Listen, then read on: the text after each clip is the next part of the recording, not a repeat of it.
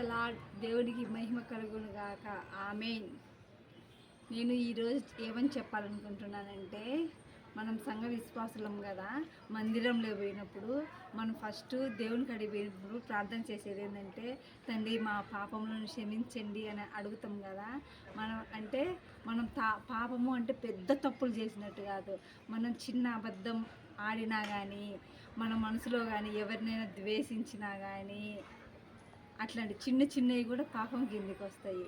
కానీ మన తండ్రి చెంత పోయి ఒప్పుకుంటే ఆ పాపమును తుడిచివేయగలిగిన దేవుడు మన దేవుడు. అందుకని మీరు ఏదైనా తెలిసి తెలియని అపరాధం చేస్తే ఏదైనా మన దేవుడిని అడిగితే మన దేవుడు క్షమించగలిగిన దేవుడు, ఆయన రక్తంతో కడగగలిగిన దేవుడు, మనకు తోడుగా ఉండగలిగిన దేవుడు. ఎక్కడైతే నా నామమున 2-3 ఉందరో వారి మధ్యలో నేను ఉంటానని తెలియజేసిన దేవుడు. మనం ఎక్కడైనా కానీ వెళ్ళినప్పుడు కానీ మనకు ఎవరైనా తెలిసిన వాళ్ళైనా కానీ తెలియని వాళ్ళైనా మనకు జతగా ఉన్నప్పుడు మనం వాళ్ళతో బాగున్నారా, ఎక్కడికి వెళ్తున్నారు అని అడిగి మనము వాళ్ళకు సువార్త ప్రకటించవచ్చు. మన దేవుని గురించి ఒకరు ప్రకటిస్తే సరిపోతుంది. ఎందుకంటే దేవుని రాజ్యంలో యేసయ్య చెప్తాడు, ఆయన తీర్పు సమయంలో నేను యేసయ్యను ఎరగలేదు, మాకు తెలియలేదు అని ఎవరు అనకూడదంట.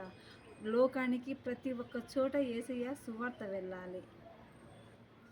అందుకని మీరు ఎవరైనా కానీ ఎక్కడైనా కానీ కూర్చున్నప్పుడు మంచిగా మాట్లాడితే, అట్లయినా మాట్లాడితే దేవుని సువార్త ఒక 2-3 విషయాలైనా చెప్పండి. దేవుడు ఈ మాటలు దీవించును గాక. ఆమేన్.